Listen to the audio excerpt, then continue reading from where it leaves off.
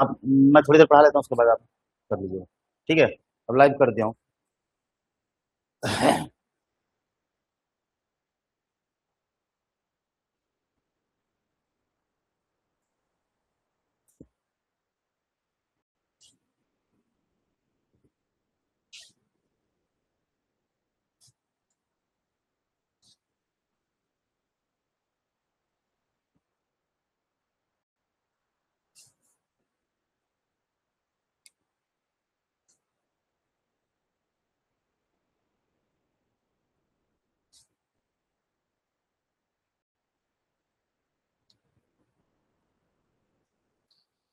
Hello बच्चा party, फटाफट join करो आप लोग।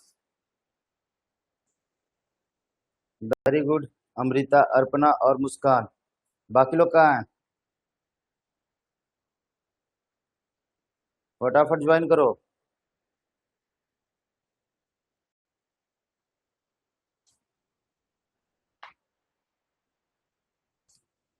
फटाफट ज्वाइन करो भाई।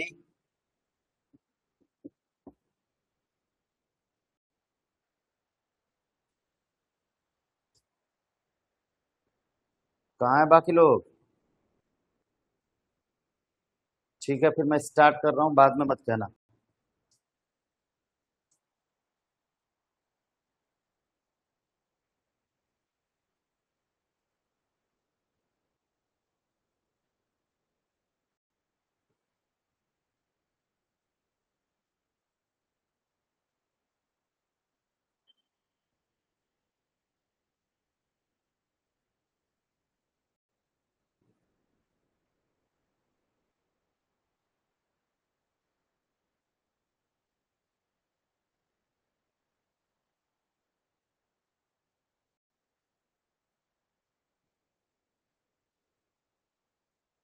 चलो ठीक है, आओ भाई बात करते हैं अपने जीएसटी की आज।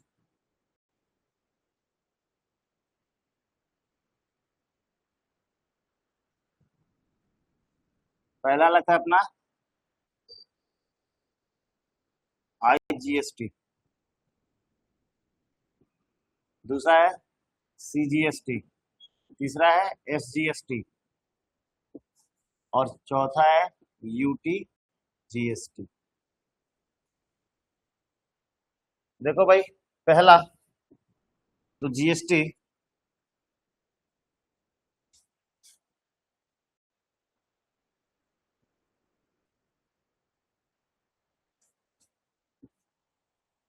डेस्टिनेशन बेस्ड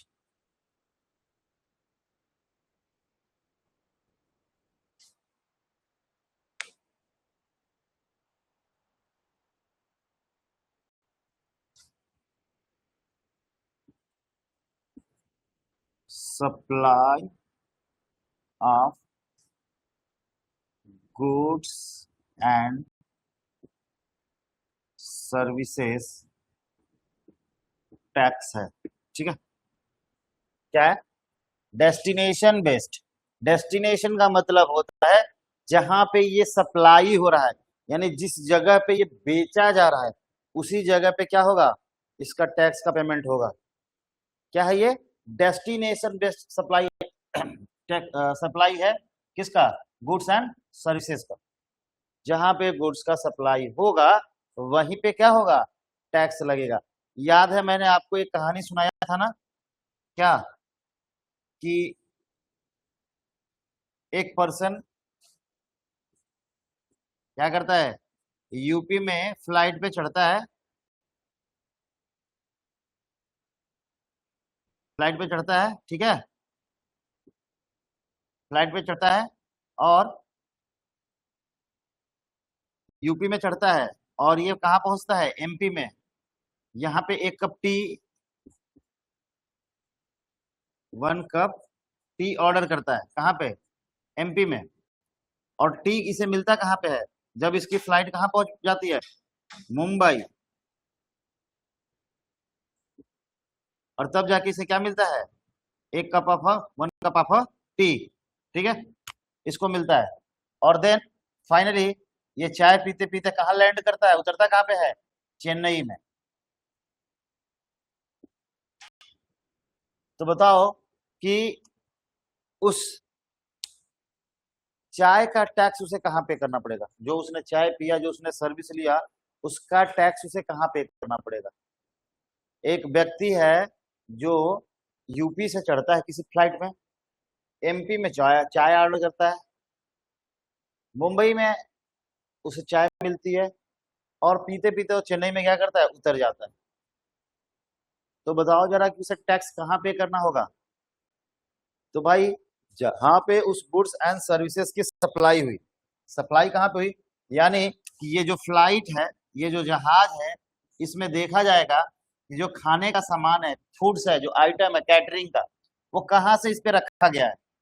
जो कैटरिंग का आइटम है वो इसमें कहाँ से चढ़ाया गया, क्या एमपी से भरा गया, यूपी से भरा गया, किस जगह से चढ़ाया गया। जिस जगह से इसमें लोड किया गया होगा उसी जगह पे इस टैक्स को पेमेंट किया जाएगा। यानी कि हम ये मानते हैं कि जिस जगह से हमने सामान लिया है वही सप्लाई हुआ है। ठीक है, तो ये क्या है, डेस्टिनेशन बेस्ड टैक्स है। जहां पे आप गुड्स एंड सर्विसेज को सप्लाई करते हो आपको टैक्स वहीं पे करना होता है।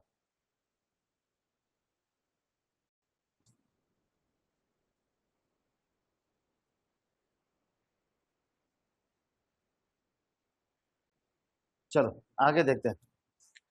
दूसरी बात इसकी, दूसरी बात, हमने आपसे बार बार बताया है कि जीएसटी किसको रिप्लेस करके आया है, वैट को। यानी गुड्स एंड सर्विस टैक्स किसको रिप्लेस किया है, वैल्यू एडेड टैक्स को। यानी कि ये जितनी बार सेल होता था ना, उतनी ही बार इसमें क्या होता था, वैल्यू एड हो जाता था। और जो वैल्यू एड होता था उस पे, और जो पूरा प्राइस है उसको जोड़ के टैक्स पे करना पड़ता था।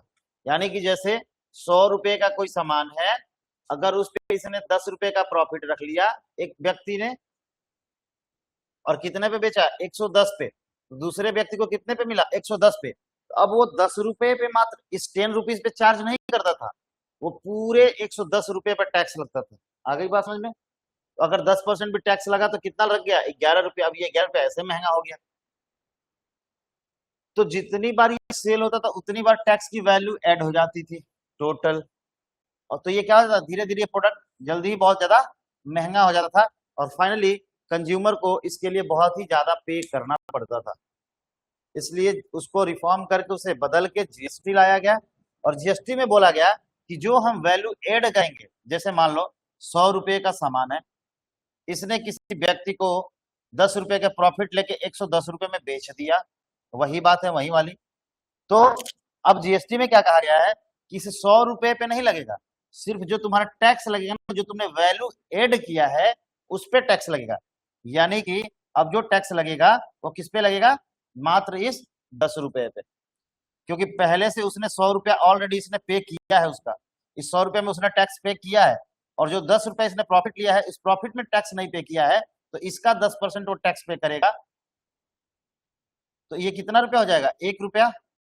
यानी कि और 1 रुपया अधिक ये टैक्स पे करेगा इस पर, इससे अधिक टैक्स नहीं करेगा। यानी कि अब उसमें उसको टैक्स कितना देना पड़ा, 10 में 1 रुपया टैक्स और 9 रुपये इसकी नेट प्रॉफिट हो जाएगी।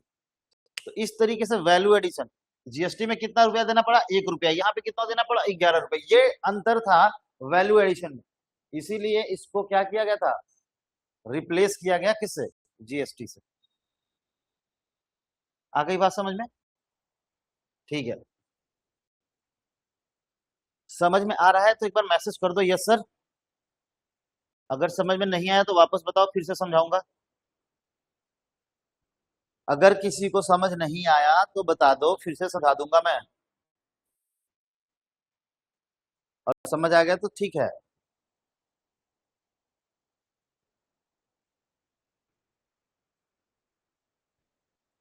आई होप कि सबको समझ में आ रहा होगा। चलो,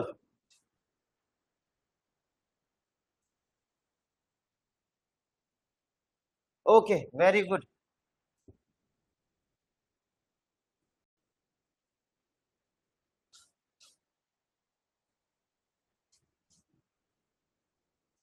अब देखो भाई, भारत में कितने तरीके की जीएसटी लगती है? भारत में कितने तरीके की जीएसटी लगती है भाई? तो तुम कहोगे कि सर अपने तो बोर्ड पे लिखा ही है, 1, 2, 3 और 4, 4 तरीके की, है ना? भारत में जीएसटी कितने तरीके की लगती है? 4 तरीके की, है ना? नहीं, 4 तरीके की नहीं लगती है। देखो, इंडिया में कुल कितने स्टेट हैं? Total state 28। कितने हैं? 28। और कितने यूनियन टेरिटरीज है?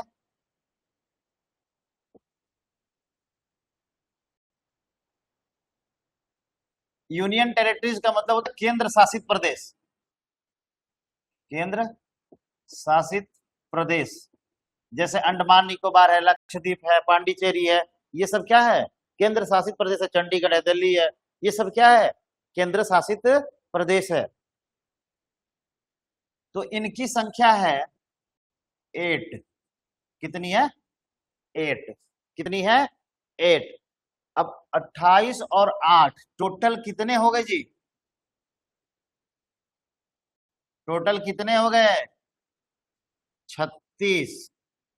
लेकिन तो जीएसटी क्या कहती है? जीएसटी कहती है कि जिन यूटी में, यूनियन टेरिटरीज में, जिस यूनियन टेरिटरीज में अपनी सरकार है, वहां पे चुनाव होता है, वहां का मुख्यमंत्री होता है, यानी जहां पे लेजिस्लेचर है, जहां पे विधानसभा है ना? जहां पे विधान सभा है, जहां पे लेजिस्लेचर है, वहां को, उस यूनियन टेरिटरीज को भी हम स्टेट में काउंट करेंगे। क्या करेंगे? स्टेट में काउंट करेंगे। यानी कि जिस यूनियन टेरिटरीज में वहां की अपनी गवर्नमेंट है, वहां की अपनी विधानसभाएं हैं, वहां उस यूनियन टेरिटरीज को भी हम स्टेट में काउंट करेंगे। तो ऐसे कितने यूनियन टेरिटरीज है? तो ऐसे 3 यूनियन टेरिटरीज है जिसका खुद का लेजिस्लेचर है। लेजिस्लेचर मतलब विधानसभा। और 5 में कौन शासन करता है?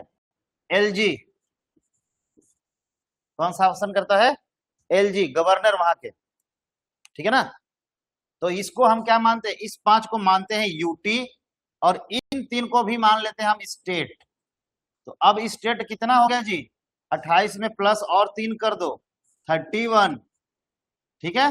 31 स्टेट और 5 यूनियन टेरिटरीज, तो टोटल कितने हो गए? 36। तो इंडिया में टोटल 36 टाइप की जीएसटी लगती है। कितने टाइप की जीएसटी लगती है भाई? 36 टाइप जीएसटी। ठीक है ना? 36 टाइप ऑफ जीएसटी कहां पे लगती है? इंडिया में। कहोगे सर पगला गए हैं क्या? नहीं, मैं पगलाया नहीं हूं, मैं सच सच बता रहा हूं। पूछो कैसे? तो सर आप तो लिखे हैं 4 टाइप की जीएसटी होती है, साफ साफ आपने ऊपर में लिख रखा है, फिर आप यहाँ पे बता रहे हैं कि 36 टाइप का होता है। हाँ भाई, जीएसटी 4 टाइप से होती है, लेकिन 36 तरीके से क्या होती है? लगती है। अभी क्या है? अभी हमने कितने जीएसटी को नहीं जोड़ा? 2 जीएसटी को। कौन कौन सा? एक आईजीएसटी और सीजीएसटी। अभी हम बात किसकी कर रहे हैं? सिर्फ यूटी और स्टेट जीएसटी की।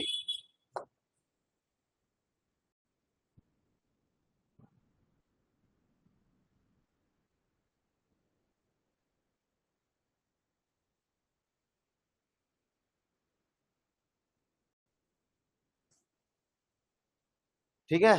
तो जो यहाँ पे सेंट्रल का हो जाता है, जो यूटी है, जहां पे एलजी का शासन है, यानी गवर्नर का शासन है, यहाँ पे कंट्रोल किसका होगा? सेंट्रल का। ठीक है ना? और जहां पे लेजिस्लेचर है, ये किसके तरह ट्रीट किया जाएगा? स्टेट की तरह ट्रीट किया जाएगा, है ना? तो ये कितने हो गए? 36। ठीक है? और एक क्या है? आईजीएसटी, और दूसरा क्या है? सीजीएसटी। ये दो कितने हो गए? 33। Total 33 types of GST India में इंक्लूड है। कितना? 33। ये इस पे किसका कंट्रोल होता है जी? इस पे तो सेंट्रल का कंट्रोल होता है। जो भी यूटी है, यूनियन टेरिटरीज है, इस पे सेंट्रल का कंट्रोल होता है। और बाकी जो 3 है स्टेट, उसे हम कहा जोड़ लेते हैं? इन स्टेट के साथ इनकी संख्या हो जाती है 31, और बाकी के ये 2 जीएसटी, सीजीएसटी और आईजीएसटी मिला के total 33 types of GST enrolled in India. 33 types of GST लगता है कहां पे? इंडिया में। ठीक है ना? अब देखो, पूछोगे सर कैसे? तो हर स्टेट का अपना अलग इंडिविजुअल जीएसटी लगता है। यूपी में जीएसटी लगेगा तो उसको बोलते हैं यूपी जीएसटी, बिहार में लगेगा तो बिहार जीएसटी, मध्य प्रदेश में लगेगा तो मध्य प्रदेश जीएसटी। ऐसे ही जिस यूनियन टेरिटरीज में लेजिस्लेचर है, यानी वहां पे विधानसभाएं हैं, जैसे दिल्ली, दिल्ली में चुनाव होता है तो दिल्ली जीएसटी ऐसे लगेगा। तो इस तरीके से ये टोटल जीएसटी कितना लगता है इंडिया में? 33 टाइप्स के। एक IGST, integrated goods and services tax, एक central goods and service tax, ठीक है। और एक इसकी संख्या इसकी कितनी? 28, और इसमें कितनी? 3। अब इन सबको काउंट करोगे, जोड़ोगे, ऐड करोगे तो इनकी संख्या कितनी हो जाएगी? 33। यानी 33 टाइप्स ऑफ जीएसटी इंडिया में लगती है। अब एक बात जान लेना, जिसमें तुम लिखते हो ना एसजीएसटी, तो वो जहां का जीएसटी रहता है ना, वही के नाम से जाना जाता है। हो सकता है कि यूपी में वो जीएसटी अधिक भी हो सकता है और बिहार में वही जीएसटी कम भी हो सकता है। वो डिपेंड करती है वहां के स्टेट गवर्नमेंट पे। किस पे डिपेंड करती है जी? स्टेट गवर्नमेंट पे। ठीक है। उस टैक्स में वो कमी या ज्यादा कौन कर सकता है? वहां की सरकार। ठीक है। अभी मेरी बात समझ में आ रही है सबको? फिर से वापस समझा दे रहा हूं। इंडिया में कितने स्टेट हैं? 28। कितने यूनियन टेरिटरीज है? 8, है ना? 8 में से 3 में क्या है? राज्यसभा जैसे चुनाव होते हैं, वहां की विधानसभा चुनाव होते हैं, इलेक्शंस होते हैं, इसलिए उसे जीएसटी में काउंट किया जाता है स्टेट के तौर पे। तो 28 वो और 3 ऐसे इस लेजिस्लेचर वाले यूनियन टेरिटरी जिसमें चुनाव होता है, उसे काउंट करके हो जाता है कितना? 28 + 3 31, और बाकी एक आईजीएसटी, दूसरा सीजीएसटी, मिला के कितने हो गए? 33। तो 33 types of GST enrolled in India in यहाँ पे लगता है भाई, सीधी सीधी बात। अब कोई पूछेगा कि भारत में कितनी तरीके की जीएसटी लगती है, तो बता देना कि भाई जानते हो जो तुम 4 हो ना, तो अधूरी जानकारी है तुम्हारे पास। वो 4 है, लेकिन जो इस जीएसटी पढ़ रहे हो ना, इसमें 28 टाइप्स के लगते हैं, और यूटी में 3 टाइप्स के लगते हैं, 3 टाइप्स के लगते हैं। बाकी एक आईजीएसटी लगता है, एक सीजीएसटी लगता है, ये सारे मिलके 33 टाइप्स ऑफ जीएसटी हो जाते हैं। अब बताओ यहां तक किसको समझ में नहीं आया? यहां तक किसको समझ में नहीं आया? फिर आगे बढ़ूंगा मैं। आ गया समझ में? अगर आ गया तो एक बार यस सर मैसेज कर दो लिख के भाई, नहीं तो वापस टॉपिक लिखो जो समझ में नहीं आया, फिर मैं बताऊंगा।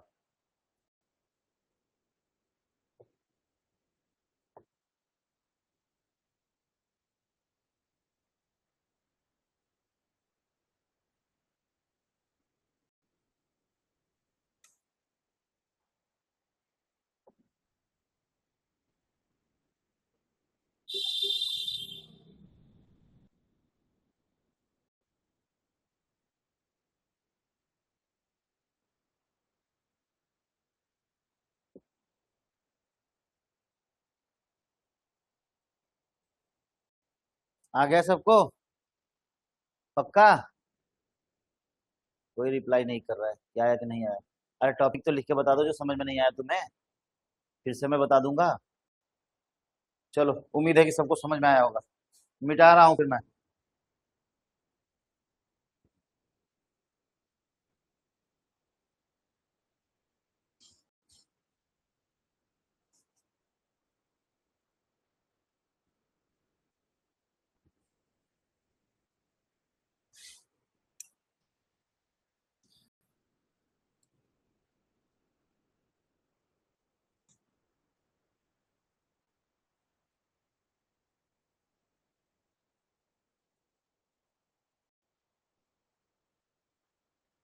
चलो ये देख लो जरा सा, जीएसटी में गुड्स किसे कहते हैं और सर्विस किसे कहते हैं। बेसिकली डिफिनीशन क्या होती है गुड्स एंड सर्विसेज की, क्योंकि ये क्या है, गुड्स और सर्विस पे लगने वाला टैक्स है ना। अरे जीएसटी का नाम ही क्या है, गुड्स एंड सर्विस टैक्स। तो भाई सीधी सीधी बात है, सबसे पहले अब हम यहाँ पे जानेंगे गुड्स क्या होता है और सर्विस क्या होती है। बात समझ में आ रहा है।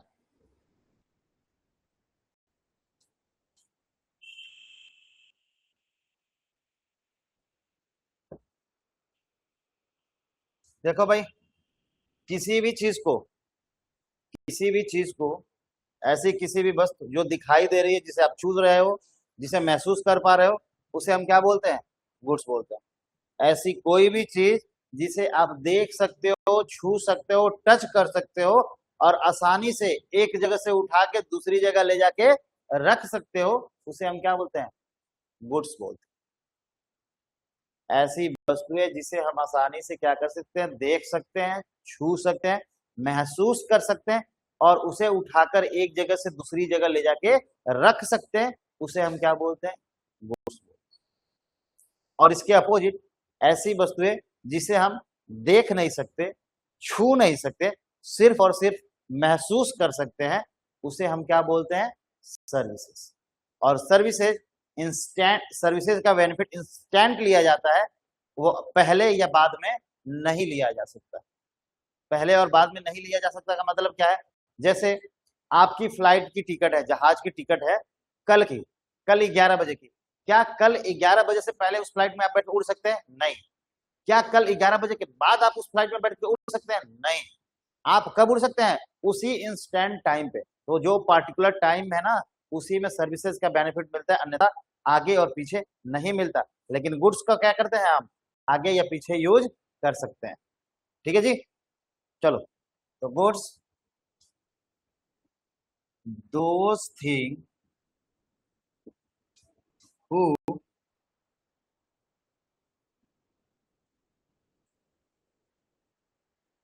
can easily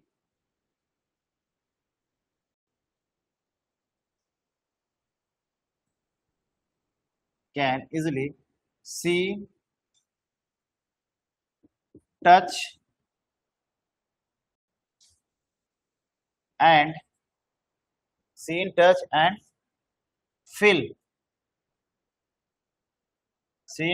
feel, and move. Move मतलब एक जगह से दूसरी जगह ले जाना, move one place to another, move from one place to another place. ठीक है जी, एक जगह से दूसरी जगह जिसे आसानी से हम लेके जा सकते हैं। वैसे ही सर्विसेज क्या है, services means we cannot seen, touch, only can feel। यानी कि services means we cannot seen, touch, हम उसे ना देख सकते हैं ना छू सकते हैं, सिर्फ क्या कर सकते हैं, केवल उसे महसूस कर सकते हैं। Services take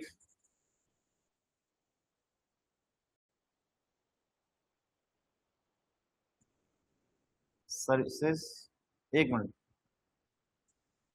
benefit take instant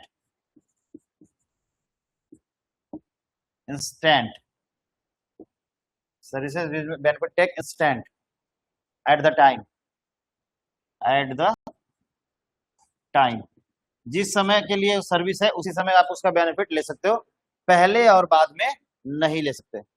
इतनी बातें समझ में आ गई कि गुड्स किसे कहते हैं, सर्विस किसे कहते हैं, बता सकते हो ना, ये भी नहीं बता सकते,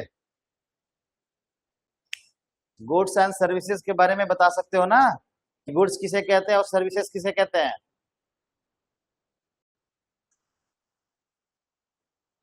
यानी कि वो वस्तुएं जिसे हम आसानी से छू सकते हैं, देख सकते हैं, महसूस कर सकते हैं और उसे उठाकर एक जगह से दूसरी जगह ले जाके रख सकते हैं, और सबके सब क्या होंगे? गुड्स होंगे। और ऐसी वस्तुएं जिसे हम देख नहीं सकते, छू नहीं सकते, सिर्फ और सिर्फ महसूस करते हैं, और उसका बेनिफिट उसी पार्टिकुलर टाइम में लिया जा सकता है, बाकी उसके आगे और उसके पीछे नहीं लिया जा सकता, यानी उससे पहले और उसके बाद में नहीं लिया जा सकता। उसे हम क्या बोलते हैं? सर्विसेज। ठीक है, अब कोई पूछेगा तो बता सकते हो ना कि सर्विस किसे कहते हैं और गुड्स किसे कहते हैं? Very good. चलो भाई, आगे बढ़ते हैं।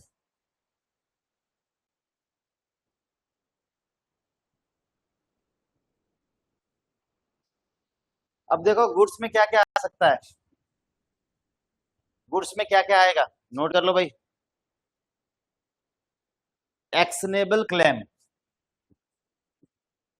Actionable claim. दूसरा एक्शनेबल क्लेम। दूसरा ग्रोइंग क्रॉप्स,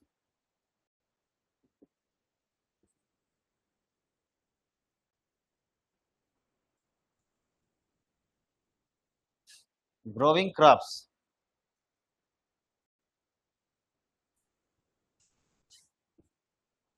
तीसरा ग्रोइंग क्रॉप्स के बाद तीसरा क्या है?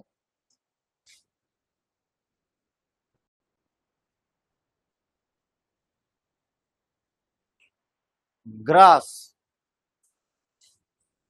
ग्रास मतलब घास। And and anything attach to, and चौथा में thing attached to, thing attached to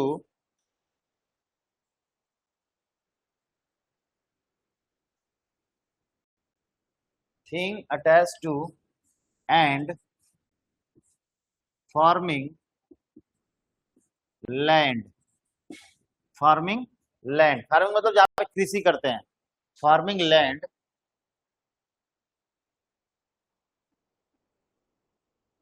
ठीक है, ये सब के सब पे क्या होगा? जीएसटी लगेगा। ये सब आएंगे एक्शनेबल क्लेम, यानी जिसपे क्लेम किया जा सकता है।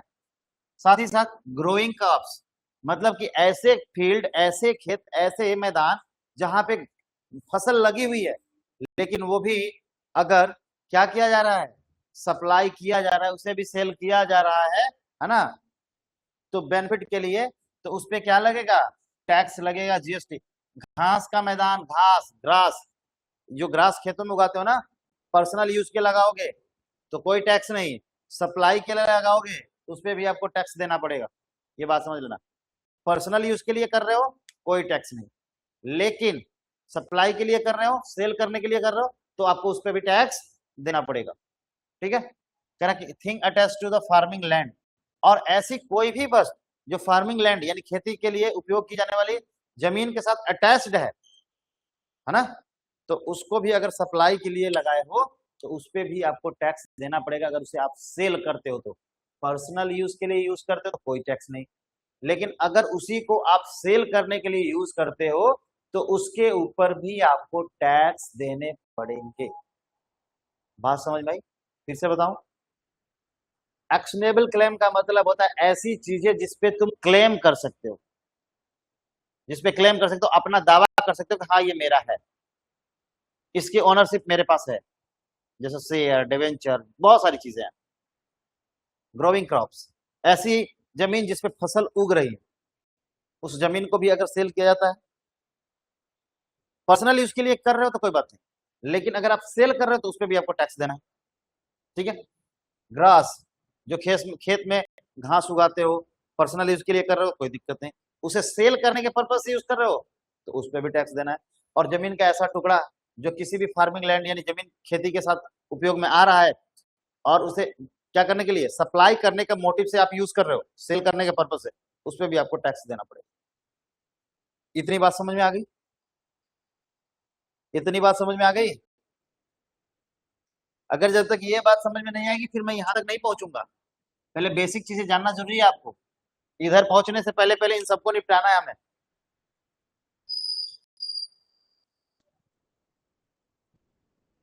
ऑनलाइन वाले बच्चों लोग बताओगे? समझ में आ गया? आगे बढ़ूं?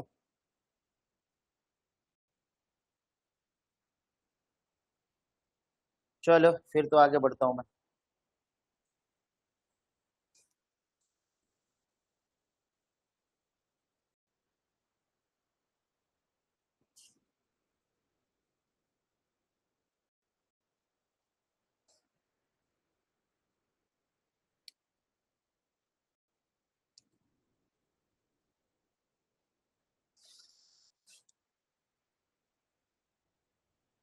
देखो, अब कह रहा है सर्विस में कि सर्विस क्या है भाई। तो भाई देख लो एक बात और, सर्विस आर एनीथिंग, कुछ भी हो सकता है।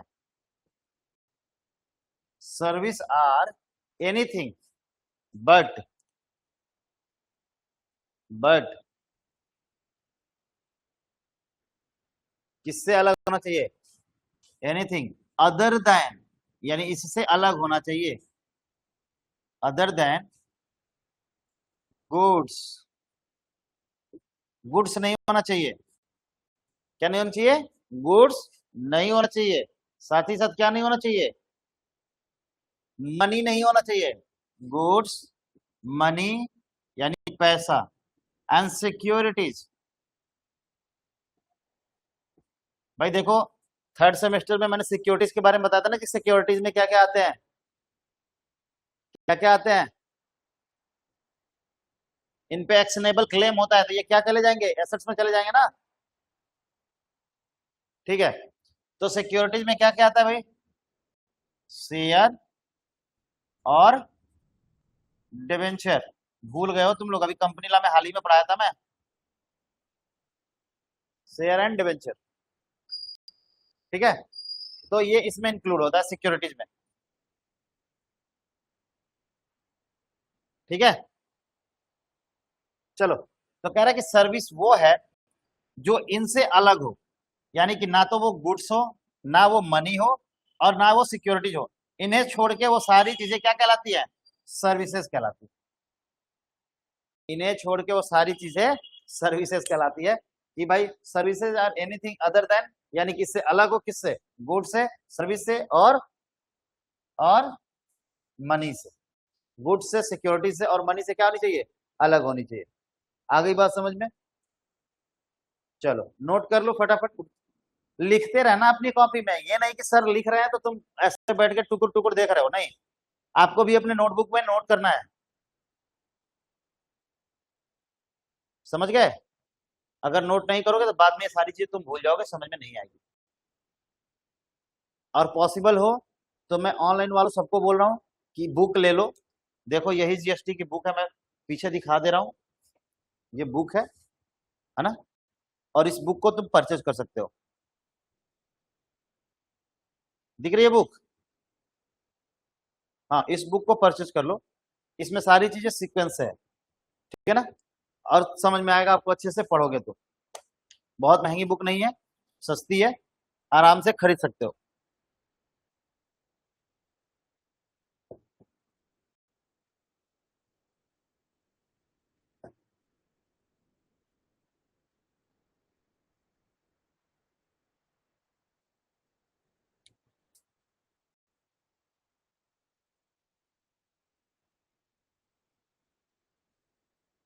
चलो, मिलते हैं कल के क्लास में अब। ठीक है, इतना नोट कर लो। आई होप कि नोट हो गया, बता दो जरा। सबने नोट कर लिया? मैसेज कर दो एक बार। सबने नोट कर लिया? नहीं, किसी ने नहीं किया। ऑनलाइन सबने नोट कर लिया?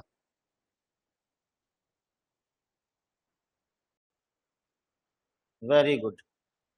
ठीक है।